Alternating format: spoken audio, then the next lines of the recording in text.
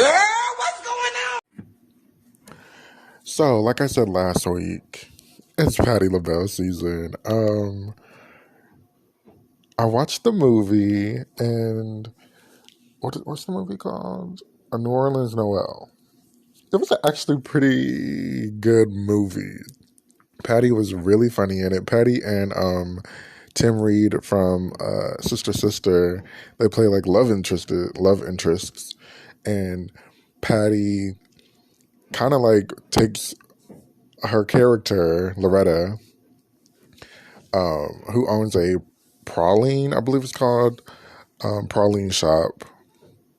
Not a praline. It's called a praline. I think that's the correct term that we're all, I guess, learning about. She owns a praline shop. You know what? It's funny that the movie is in New Orleans and nobody had a New Orleans accent.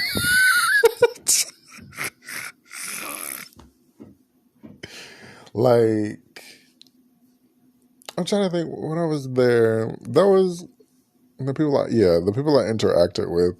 Their accent was clear, so I was just like, wait, there was okay. But anyways, that the movie was really good. They were hiding. What's her name? I think I wrote it down. I'm forgetting her name. Every time I get ready to talk about stuff, I definitely forget people's names. The main character, Keisha. They were hiding her, I guess, pregnancy. Because there was like no wide shots of her at all. The acting was okay. The script, I guess you gotta like this. Some parts of the script was kind of like rushed, I felt, but okay, whatever. It's a Lifetime movie. We got an hour and a half to do this.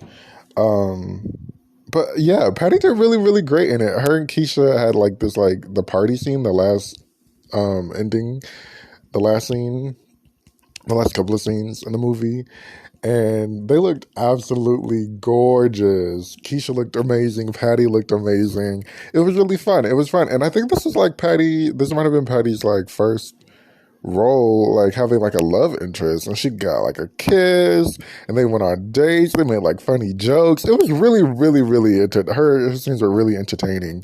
I would say she's like the second main character behind Keisha. She did really great. I don't know why she said what she said about it on GMA.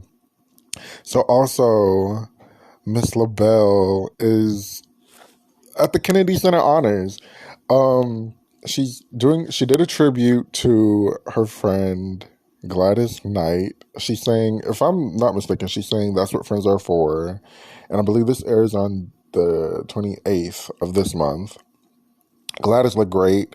I was reading like somehow I think it was in her tags, and I was reading the sheet. It was a sheet with like the dressing rooms, and I saw Trisha Yearwood and Cece and BB and Garth Brooks. Garth Brooks and Mickey Guyver, they also sang to her. And Patty looked really beautiful. I think Queen Latifah was there. Maybe not.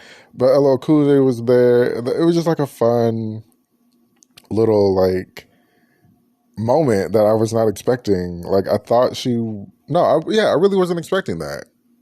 And then Gladys, got her award. Now,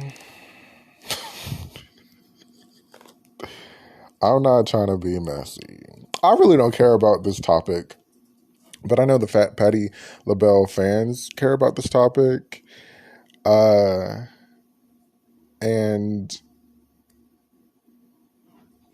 why hasn't Patty gotten a Kennedy Center honor yet? Like, I've heard people talk about this before, but I haven't. Like, it's not like a care, like I said. So I'm just like, this is like her third time performing at the Kennedy Center on. No. Second time. I'm thinking, Ain't No Way. She sang Ain't No Way twice for Aretha, which is crazy. And then this one. I think she might have performed. I don't know. I think this is only her second time. So I'm just like, this is kind of awkward. And from like a fan point of view, like, oh, okay, she can perform there all the time, but she doesn't get one. Okay. And in my opinion, I feel like maybe not. Maybe it's just like my view on things. I feel like Patti is a bigger artist.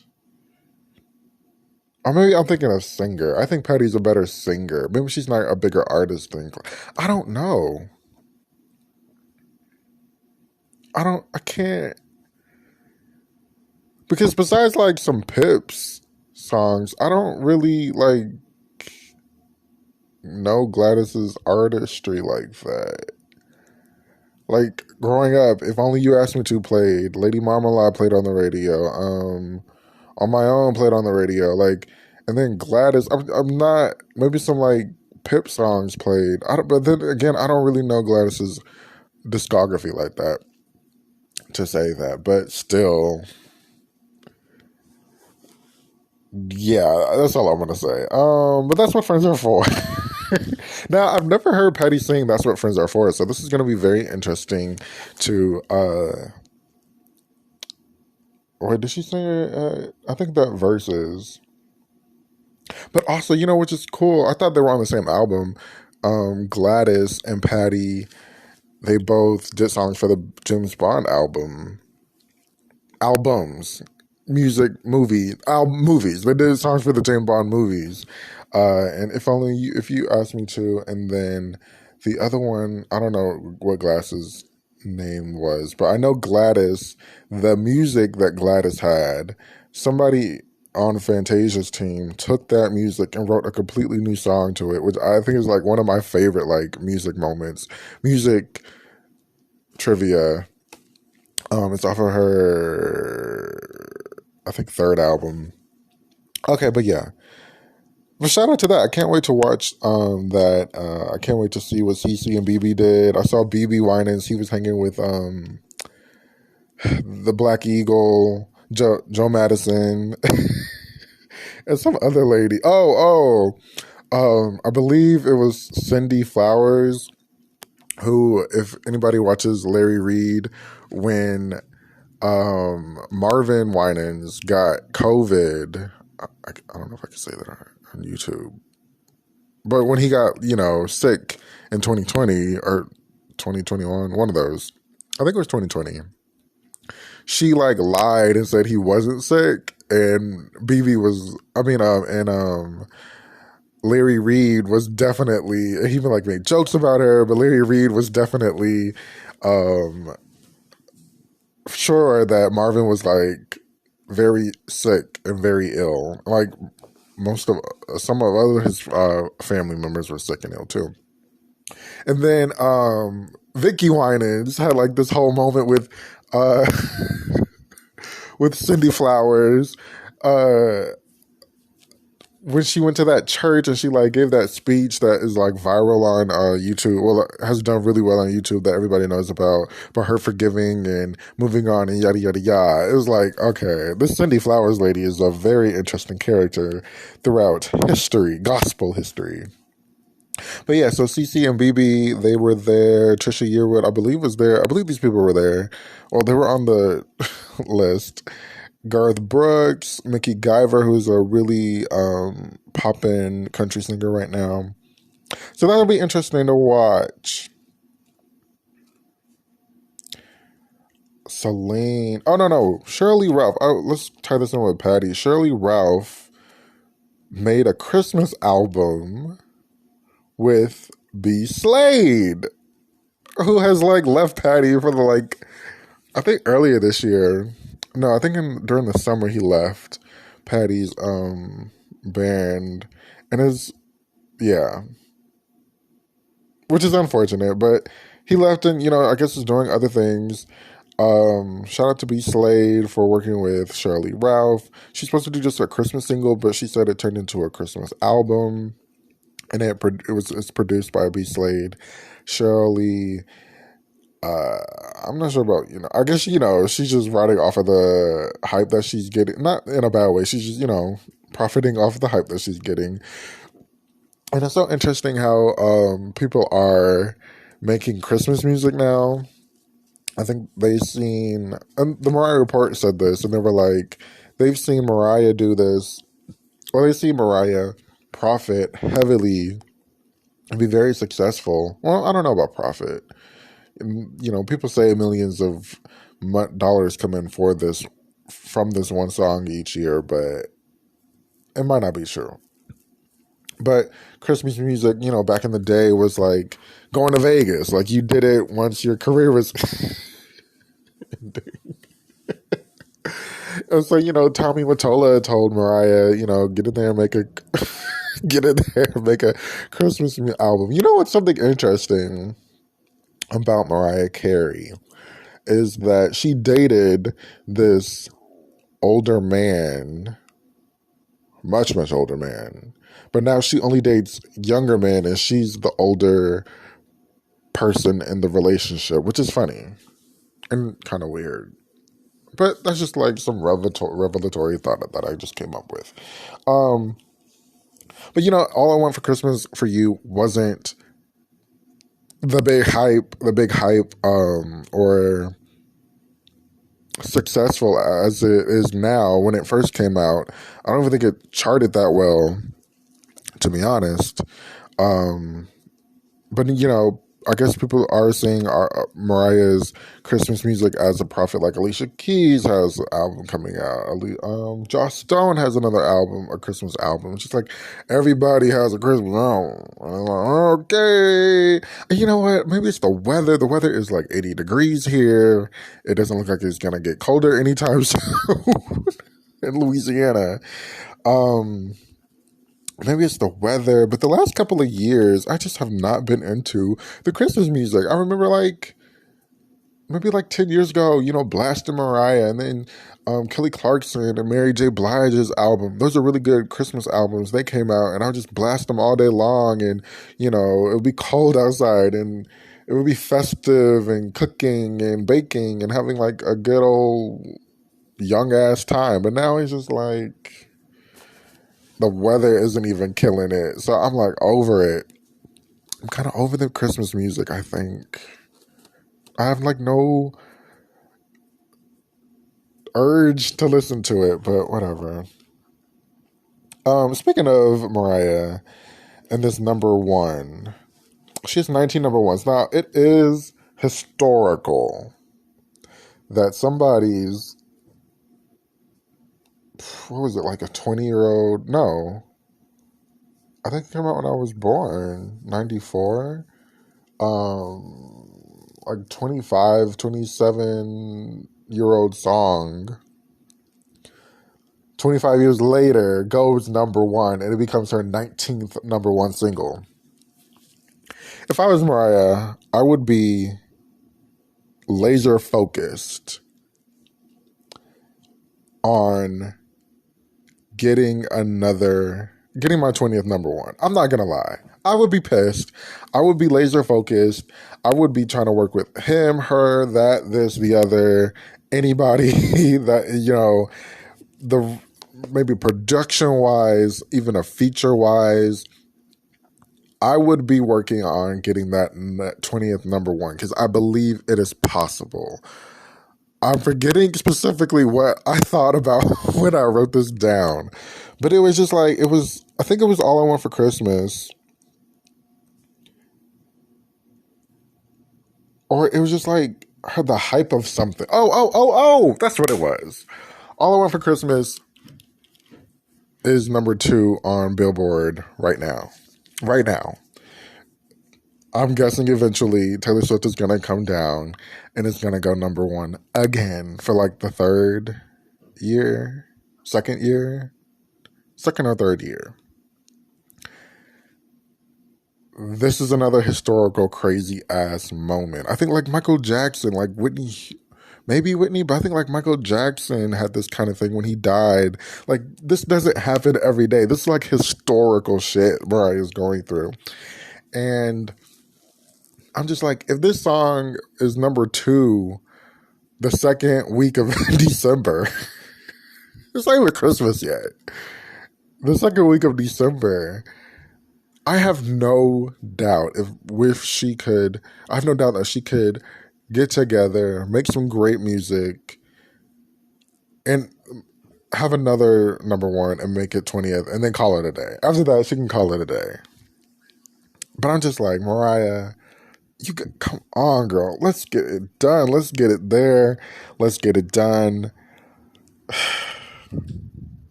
Also, Mariah, can you just answer the damn questions? Like, I don't understand why it is so hard for her to just slightly be like normal. Just be normal and answer a question when you're being asked. Like, I think last night she was on the Stephen Colbert show, and he asked her, like, what's your favorite sandwich? And for some reason, Mariah doesn't talk about food. And it took her like 2 minutes to answer the question, just running around in circles. And then, okay, I can kind of understand this, but she could have just got straight to the point. She was like, the question, it was a questionnaire. It was like a bunch of questions that everybody asks, gets asked. And like apples and oranges, what's your favorite sandwich? What's something you need to throw away? He asked her like, what happens after you die? And she could have just went straight to the point, but she like made it another 3-minute conversation. Like, come on. Like, I get so excited for like Mariah Carey, and then she reverts back to that kooky, talking in circles, talking in code.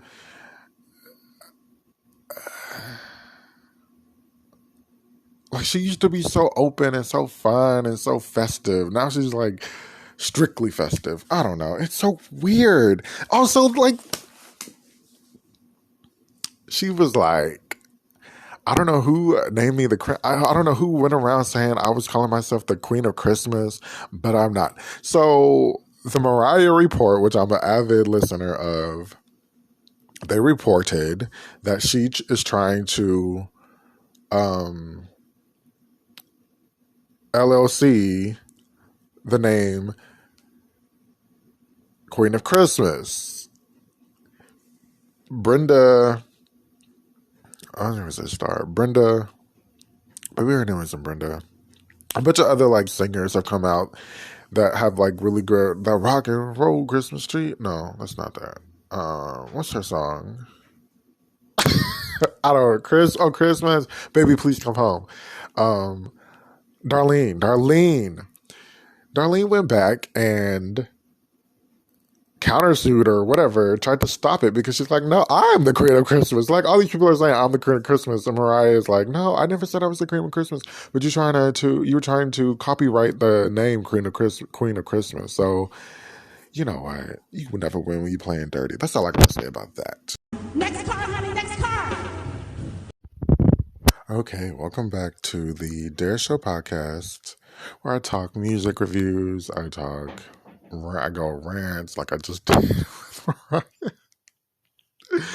And I really give it up for Patti LaBelle.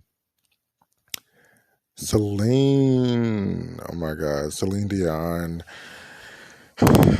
She's going through this paralyzing disorder where it's hard to sing, or makes it's affecting her singing, affecting her walking, affecting her standing. I think she was like, we've been trying to figure out what's going on with me for like 2 years now, or like a good year now. She's been postponing dates. I'm just like, I think this is her second time postponing, maybe her third because of like the pandemic.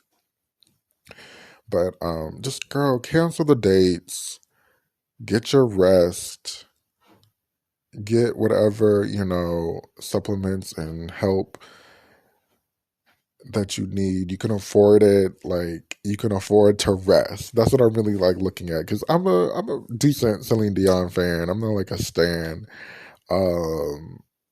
And she's been touring a lot.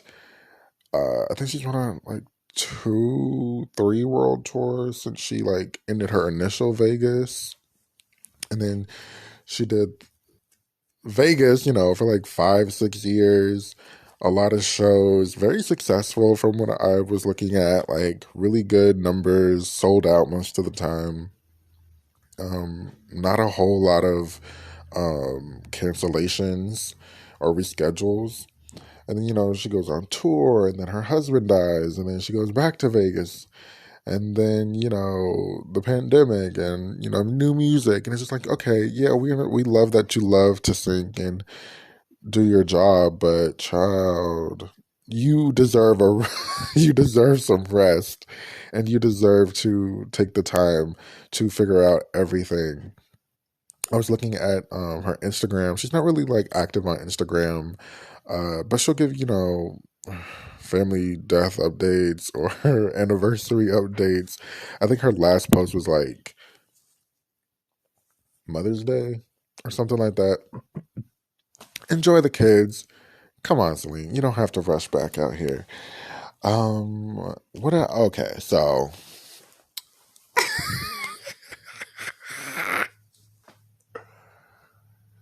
Beyonce is making us like totally insane. My theories about this whole visual thing have changed. So last week at some kind of like party, some kind of Parkwood party, Plastic Off the Sofa's visual video, part of the film, whatever, trailer, whatever, sneak peek. I gave a sneak peek of it. It was extremely sexy. It was really giving like Rocket's adult sister, Rocket's mother. Not in a bad way, not a mother in a bad way. Like Rocket's like mother, really sexy, black and white. I was a little disappointed, I'm not gonna lie. I'm like, oh, I thought we were gonna get something different. Now, visually, what she looked like in the video did not look like anything from the face previews that we got 2 years ago on the I'm That Girl music video. Like, I don't think that was a full music video. That wasn't even the full music video.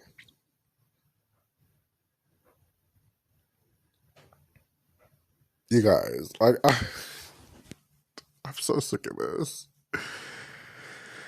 So I think, because she didn't look, honestly, I kind of feel like those videos or whatever that project was, it might have been scrapped and taped like a while ago. And she went and redid some stuff. I hate doing this because I'm just not making any sense at this point. I'm just like, I'm spiraling. I'm spiraling in thoughts. I'm spiraling in possible truths. I'm spiraling in possible narratives. I'm just spiraling. I think the videos aren't done. Well, they weren't done, and they weren't done. / she went back and redid some stuff because she looked very thick, and like the face, it was just like a completely different look that she was giving in that video than what supposedly looked like a cohesive thing for. And what the fuck are the acts like? I hate that they made such an emphasis on Act 1. Like, I feel like, okay, that has to be new. Let me get my CD. Okay, this is Act 1. Renaissance. So I kind of feel like maybe there is new music coming. There's another section of music, and like the visuals aren't another act. Because why would you name this Act 1? But then that would mean you probably would have to sell a physical copy of, or maybe she will sell a physical copy of the visuals, the film, whatever. Okay, maybe, maybe.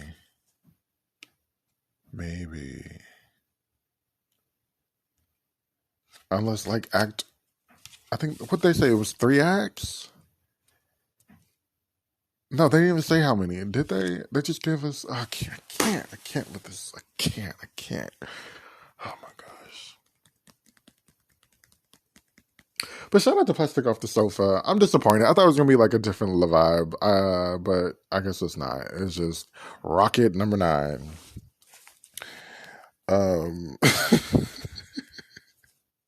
I think that's all I have to say for this episode. Besides Kevin Hunter going broke, and I love that. And Kevin Hunter, Wendy Williams' ex-husband, he's going broke. Can't pay his bills. It's not funny. No, it's actually hilarious. I'm laughing at him because of what he did, and now he can't pay his bills, not because he can't pay his bills. And then like little Kev owes like $70,000 and like rent or something. But I'm like, I thought she was like rent. He was supposed to be like. I meant to look that up. So yeah, so I just looked at everything, and it said little Kev, her son, they were renting. Okay, so they were renting. They weren't like buying. It made it seem like there was like a $2 million. Oh shoot, where'd it go? It was like a $2 million condo or whatever. But I'm like, I thought they were renting. Why would she be and buying this for him? But he said he was in school. The court documents like were saying he's in school full time.